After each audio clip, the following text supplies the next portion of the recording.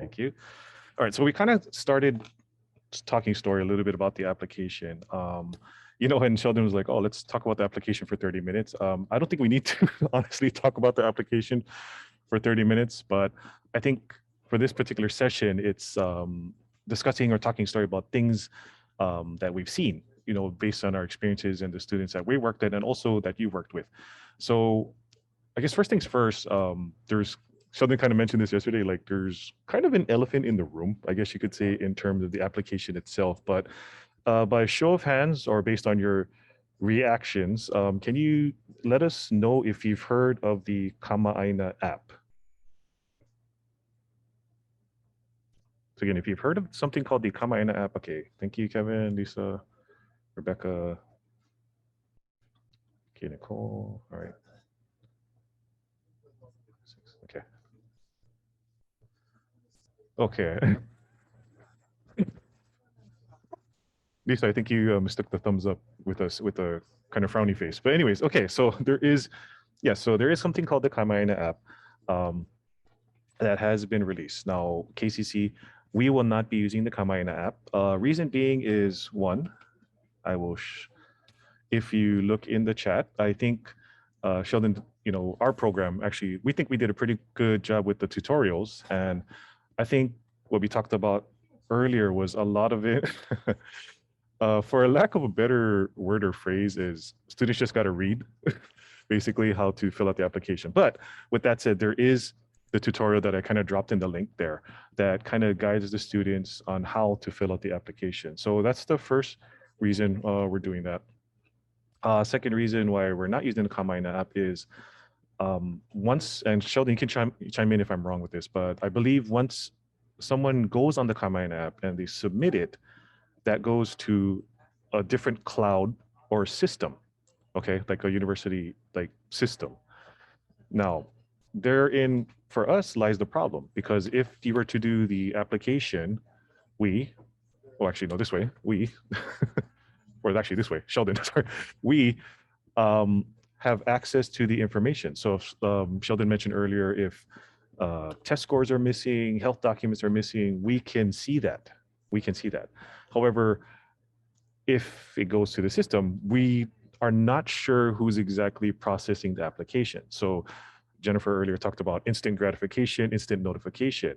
So once it's in with the other application, the non-Kama'aina app, we can see that, missing test scores, health documents, all that kind of stuff. As opposed to the Kama'aina app, it goes into the system, then system will have to notify our registrars. Sheldon, who did notify, by the way? If from the UH system office, I'm not 100% sure. Okay, so yeah, so with that said, yeah, so we're not sure who exactly is going to be relaying the information to our admissions team or even to us to let you all know that, hey, your students need the following documents. So I think those are the two main reasons why we're not using the Kama'aina app. Anything else you want to add to that, Sheldon? Yeah, there's just a lot of unknowns. And I think since we have a strong handle of how to work the current application, we can be most helpful for you all. So again, like if there's questions about what's missing, things like that, we can get it to you fairly quickly with confidence. And it's not that it's just that we have no idea of what the application will do after students submit it. And so we don't know if it's good or bad, but it's just something new that we just don't know enough about. And to answer Randy's question, what was told to me was they wanted to make it easier for students to apply. And then, so when I was talking to the UH system about that, my response to that, because I was having a conversation from someone from our main campus, was a lot of times the questions is not so much them fumbling through the system on the technical side. It's basically them not reading through carefully and making those necessary adjustments. And so a lot of times when students say they're about to submit and they say, for instance, they see a $25 application fee, we have them pause, don't submit, and then we walk them through what may have been the error. So a lot of times it's on the residency portion of the app. So we fix that and then ends up zeroing out and they submit it. And so a lot of times it's just kind of fine tuning things here and there. And again, Alfie and I would be more than happy to meet with them individually, meet them with meet their families to kind of go through it and making sure it's done right. So so the application is meaning we don't know enough about it to make or to help you folks out. The application that's existing now, the apply.hawaii.edu, is something we know very well, and we can help everyone through that process effectively. And again, and based on all the experiences we've been, when we visit the campuses, students are able to navigate through it pretty easily. But yeah, so Randy, great question. I think they just wanted to make it easier for students to apply, but what makes it, I think, sometimes difficult, we're noticing more students are here on E1 visas, F1 visas, things like that. And so that requires a little bit more TLC. And so we would just need to address those. But you know, the application is open, and to our surprise, they just opened it up to all the UHCC campuses. And so students may stumble on the Kama'aina app to attend Kapiʻolani, and it will get funneled through us at some point, and we will process it at some point. We just don't know when, because it's out of our control when students submit it. So I'm going to take a stab at this. I'm thinking maybe in like a day or so after they do submit a Kama'aina app, it may populate in our system, and we may be able to issue or share with you maybe their UHID number, things like that, but it may take a little while, but it will at some point trickle down to our system. So students will still be enrolled and all that kind of stuff if they end up using the Kama'aina app. It's just that since we don't know their process and they haven't shared it with us, we cannot give you a solid timeline on when we're able to send out information to you folks. Because I know some students are anxious to know, like, okay, we're anxious to know about their status and things like that. So by going through the traditional route, we again have a better control. But again, those who may have already applied through the Kama'aina app, I wouldn't say not to worry, they'll still get processed. We just don't know when or how, because it wasn't really shared with us on that side. But that I hope that answers some of your questions. Alfie? No, that should be it. Yeah, but if there's any other questions that you know, pop up regarding Kama'aina app, I'll be honest in saying we probably won't be able to answer it. So just a heads up with that. Couple common things we've seen. So I'm gonna go ahead and share screen.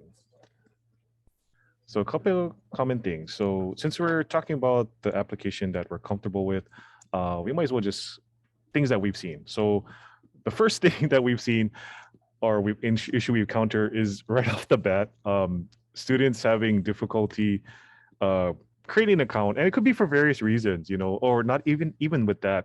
When students create their accounts, they actually forget what their passwords are and all that. So we always tell them, you know, make sure you write down this information, take pictures and all that kind of stuff and whatnot. So that's the first thing we see is just, you know, creating that quote unquote username. As you can see, Alfred G1. I have to use that combination that they kind of recommend. So the second thing that we see is, and I'll click on it here, the extended profile. This is another important part because the way that the students answer the questions here will determine if they see those programs, you know, picking the programs, you know, if the student answers yes to the dual credit question. So let's say they say yes, they're still a high school student, and they say yes that they're, you know, dual credit. Then when you look at the programs, you will see a special designation for the early college major, which basically means they can't pick, let's say if they're interested in liberal arts or accounting. So so when students are filling out the applications, this is a really key and crucial part as well, because it goes, you know, it filters into this part, trying to figure out. Now, again, if I said I wasn't dual credit, you would not see these options. So that's the second thing that we've kind of noticed with it. Another one that we fail to mention, or that we also see, is students don't always completely fill out the 4 quadrants, right? So when we ever meet with the students, we always say, okay, we see you see these 4 quadrants, you're just going to file through it one by one, make sure it's all kind of greened out. This is the part that Sheldon was talking about earlier, is a lot of times you kind of look through this. If students don't have their health clearance forms, military documents, whatever, we just recommend, I'm not going to add any documents because we can always get that later. And then release statement, agree, save and continue. All right. And lo and behold, this happens. Same thing with academic history. You know, if they have their ACT scores, SAT scores, great, but they don't have to submit it for this application. I think for us, for Sheldon, myself, is we just want them to kind of push the application through, because that could lead to the next part, right? Which is actually getting them within the system. And then if need be, then we can, you know, have them take the EdReady placement assessment. Another, okay, I'm not going to do this because I don't want to overload our admissions team with extra applications or dummy accounts, as we say, is they click submit here and they think they're done. But you have to do like, you can do submit all, but it's also double checking to make sure that they click submit multiple times. So I believe there's 3 different screens after this initial submit. So we encountered that with actually just recently. There's a lot of students who are trying to do dual credit, and then they're not when I say, hey, mister, I'm ready for the next part for EdReady assessment. We check in the system, we can't find their ID. So they have to click submit multiple times. So we just kind of refer the tutorial in the link. And lo and behold, they say, you're right, I missed a step. I forgot to click submit 2 more times. And there you go. For the application itself. Sheldon, anything else you want to add with the common hiccups we see with the application? You know, so I had a wonderful conversation with the team out in Waipahu about students who are enrolled through dual credit. And when they do start an application, it's going back to their existing account. And a lot of times it's already grayed out because they're enrolled. And, you know, on a technical side, okay, that makes sense. So what was shared with me from our registrars is what they can do is submit a change of home if they, let's say, going from Leeward to Kapiʻolani, and that will just switch their record from Leeward to KCC. Let's say they are dual credit Leeward and want to stay at Leeward, but wanting to apply for the fall, then they'll just do a change of major form. So if you have students in a situation where they are currently enrolled at one of the CCs already and wanting to submit an application for fall 2022 or summer 2022, have them reach out to either Alfie or us, and we can kind of mine through what's going on and then provide the necessary next steps, because it's quite possible they may not need to submit another application. It's just a matter of us updating their information with their current term. Their IDs will stay the same, their email accounts will stay the same, their password will stay the same. So we've had a couple of students. In fact, I think I worked with one from Campbell yesterday. I believe they might have sat out a semester. And so it's making sure they remember their username and password. They can go into our site and just, or not go to, let me type it in the chat. They can go to this site and try to see if they remember their username, if they remember their password, if not, reset it, and then they're kind of good to go. It's very, very critical that students start checking their emails, to me, twice a day at this stage, just to make sure that everything's in line. To have them check their account if they've already activated that, at least maybe once or twice a day for any kind of updates. Site information, I think on March 14 is when summer and fall classes are going to go live. And so if they want to view what's being offered, March 14 system-wide, they'll see what's being offered in summer and fall, with registration starting the first week of April. And so that'll be dependent on when the new student orientations are at the various campuses. But I know for us, our new student orientation is going to start probably the second week of April. So the sooner your students can get stuff done, they'll get an early reg date. And even though we've been in this pandemic situation and we kind of thought that our classes were going to kind of stay open for a while, it's quite the reverse. Our classes are actually filling up pretty fast. And so it's the same situation as you folks remember from years ago, where our classes still fill up, I want to say by June. It's been the case for this past couple of years, even during the pandemic. So if your students can get in stuff early, that would be fabulous. And Alfie and I will be around over the summer if they need help, but if they can get in stuff early, that'll be very great. And for those students who may be on the fence of attending, as you all know, for a Hawaii resident, there's no app fee. So then if they decide to apply, but later change their mind, um, they can apply, do the test, put themselves in classes, not pay yet. And maybe let's say in July, they're like, you know what, I just need to take a break. That's totally fine. Then they'll just pull themselves out of the class and then we'll just reactivate them for the following semester. All good. Like all their shot records, all their test scores, everything will stay the same, all logged into the account. And if you think about that whole journey, they really didn't pay for anything because tuition is not assessed until they're in classes. And so it's very, very flexible. And so if you have students who are just not quite sure what to do next, have a backup plan. I mean, I guess I would love it if we are their first choice, but if they just need a backup plan, I say put their name in the KCC hat, have them go through the whole process. They can reach out to Alfie or myself. We can have a discussion on what's on their mind. And if it ends up being that fall is not the right time for them, that's fine. I mean, no harm done. At least they got their foot in the door and maybe some classes on their schedule. The concern is, let's say they change their mind and decide to apply like around June or July.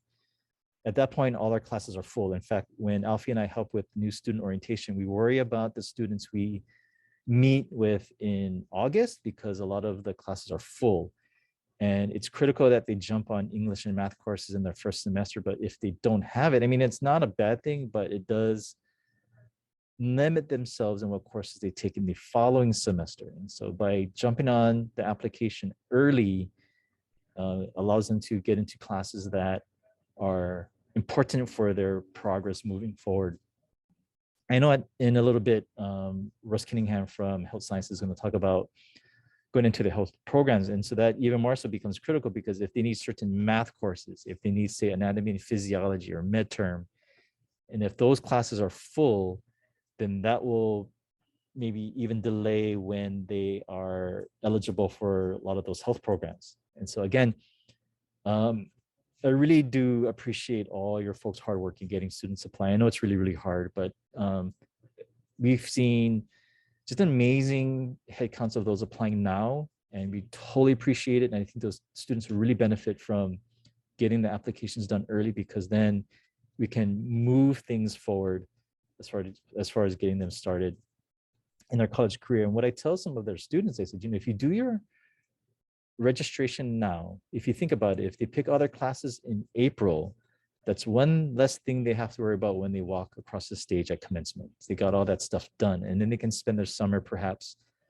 maybe doing more scholarship searches or whatever to get orders in line when college starts in August. But yeah, that's kind of it in a nutshell. We wanted to use this opportunity to really talk to you all about any hiccups you may have found with the application, if there's things that maybe we need to do better as far as getting your students set up through this application site. But any thoughts? Actually, one more thing, Sheldon, before. During our application workshops with some of our high schools that we worked with, a common thing we've also seen was getting the students to do EdReady. That was a common thing as well. So what Sheldon and I kind of brainstormed with a couple of our high school partners who are here. So we're actually going to do things called like EdReady days, where we just physically sit there or have the students sit there, and we'll be there to some, okay, let's just get EdReady started. I think part of it is just to get the process started, honestly. And then the beauty of EdReady is it's not timed. You can take it from there. They can get started. If they run out of time, or if they run out of class time or period time, and then by all means, just go home and continue on. So again, just that's an option. That's something that's come up within this past couple months. So we're actually going to be visiting 2 schools, possibly 3, to do EdReady days as well. Sheldon, another thing too is for students who are, for our high school partners who have students who are taking KCC classes that are applying to KCC, they don't have to do another application. It's basically just let us know, let Sheldon and myself know if they're going to be coming to KCC, which we hope they will, but they're coming to KCC and we do something called a rollover, which is basically we'll change their status from the early college to a student, and then they will get the welcome email as well as the new student orientation email. So again, if they're already an early college or dual credit student with KCC, do not have them fill out another application. Just simply give us a heads up and we will just roll them over. Well, I Yes. like the EdReady program because for our students, we're studying with Leeward for early college. And one good thing about EdReady is that they can do tutorials to get their scores up to a certain level. So they don't have to complete the whole test all over again, but just take different sections. So every one of our students, as Sigma says, has passed EdReady, usually on the first try, but if they didn't, then the second try they passed because of those tutorials. And that's been very helpful overall. Yeah, Randy, thanks for really bringing that up. I mean, a lot of questions that do come up too is, how can I retake EdReady? It's like, oh, you know, and is there a cost? If they just go back into their study path and work on that, then like Randy shared, their scores will improve. So again, that kind of places the responsibility on the student in making sure they can carve out time, or if they're willing to commit to improving their scores. I mean, gosh, we worked with a student the other day who he scored a certain score in Math Path 2, and he just kept at it and reached 100. And as a result of that, I asked the student, hey, what class are you taking in high school? So he mentioned, I think it was pre-caltrig. And I said, hey, why don't you go try Math Path 3 and see how you do? Because the highest you can score in Math Path 2 is Math 103, which is college algebra.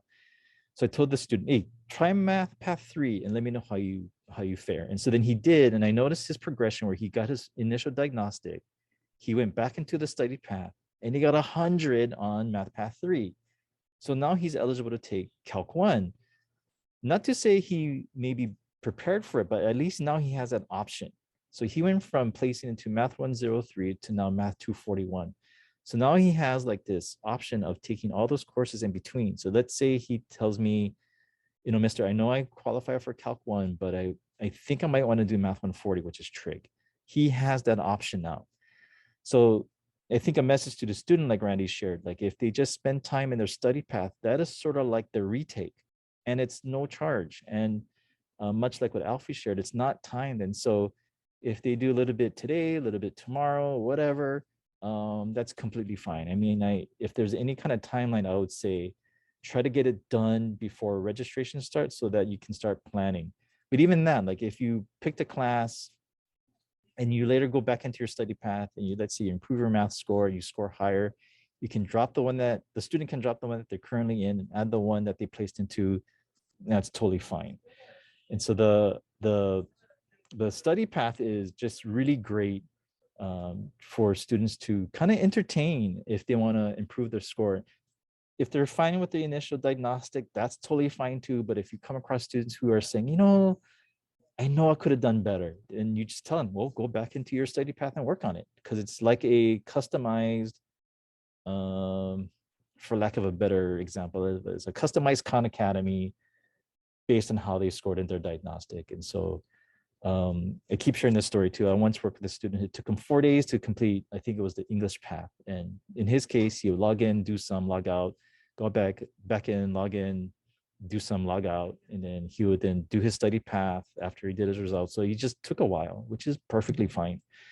Some students who knocked it out in one crack, I think they knocked it out in like 2 hours, but there's no time. And then another question came up at one high school.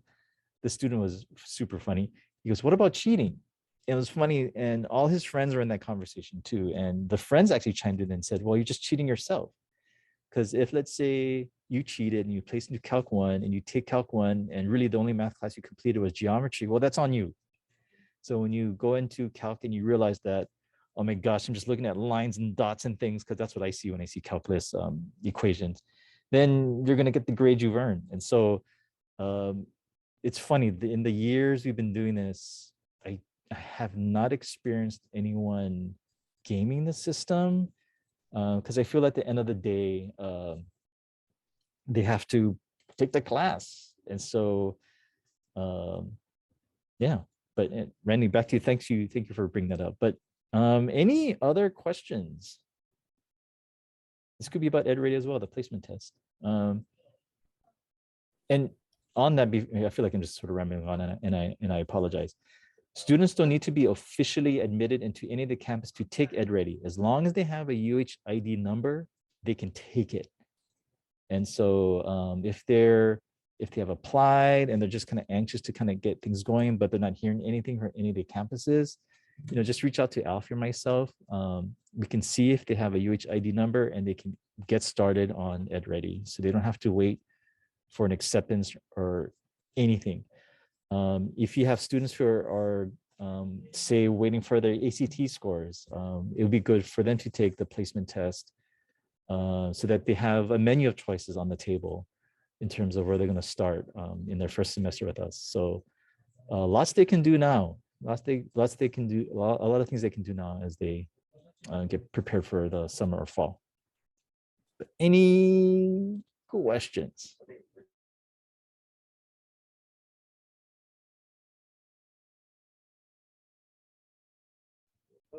Go for it, I have Miles. one. Hey, I gotta say, I like working with you guys. You guys are very easy to work with. And you're a Checks in the great mail, team over there. Miles. I don't have much kids go to KCC, but I like working with you guys. Quick question. So I have a lot of kids ask me this question on the app, and I want to make sure I'm telling them the right answer. So the question is, approximate date through which your current address is valid. So if they're staying at their home and they're not moving, do they just leave that blank? Yep, they leave that blank. Okay. It's only if they're moving to someplace else and the address they type in is going to change, correct? Yeah, and even if it's kind of unknown, I know some families they are in the process of moving, but they're not quite sure where. Just put where they're currently staying at the moment, and we can always do a change later. That's really easy to do. Okay, perfect. Thank you. Appreciate it. Thanks, Miles. Okay, Regan, is EdReady here to stay? It sounds like it. I know some of our teachers have mixed feelings about it because sometimes it doesn't place students accurately.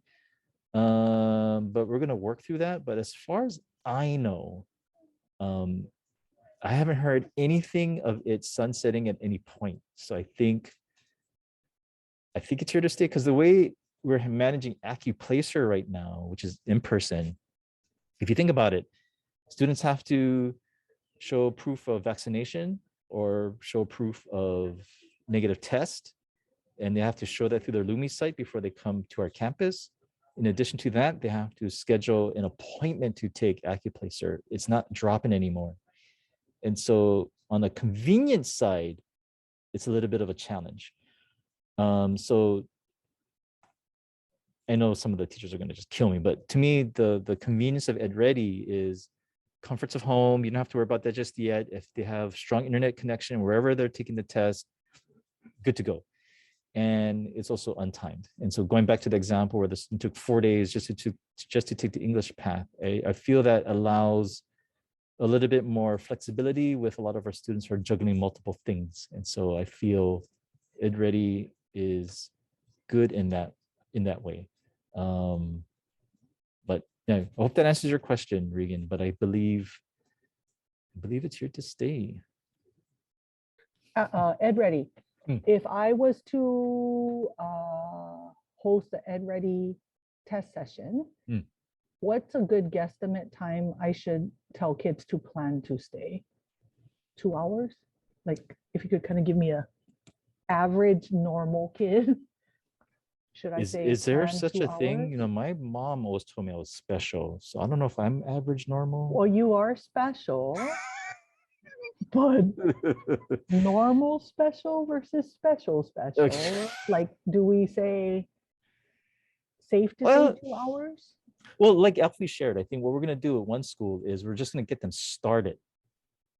And so we can, I think we can work with whatever time frame Kalaheo provides. And so we can get them going. And then before they, let's say the period's going to end, we can say, okay, you can log off. And it's going to take off where it's going to start where you left off.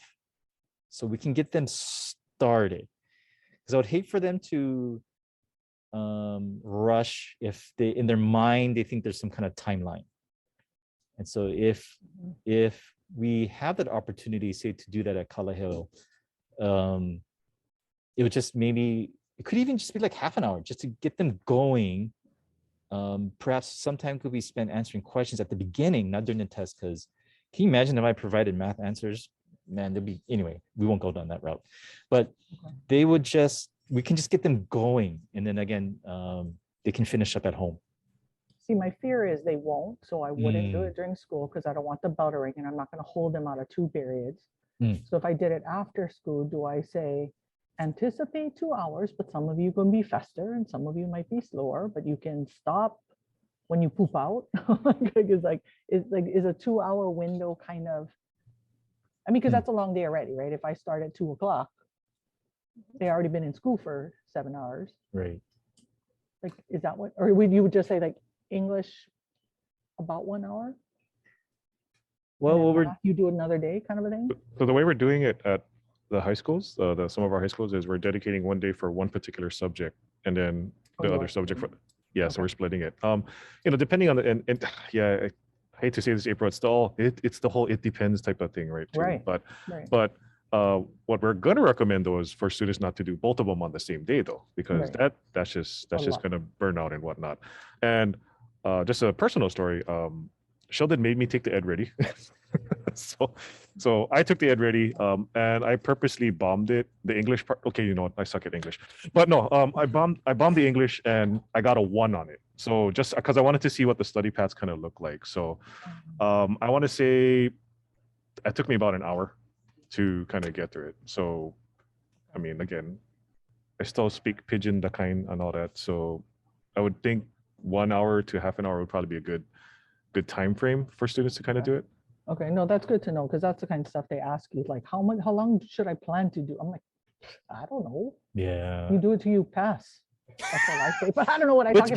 But you want to tell them it's not a pass-fail test. It's just a placement. So I think that's where a lot of people, students, kind of freak out. It's like, oh, mister, I failed the test. I tell them, oh, that's impossible because it's not a pass-fail. It's just a placement. But if I were to throw out a number like Alfie shared, I would say an hour for each. Okay. But yeah, I guess maybe let's say we do at Kalaheo. Let's say we do set aside an hour, and let's say they don't finish. Then we can perhaps tell them, okay, make sure you finish this at home. And maybe we could say something, I don't know, like something nutty, like your life depends on finishing it. I don't know, some super dramatic. Yeah. No, this is helpful. Thank you. Okay, thanks, April.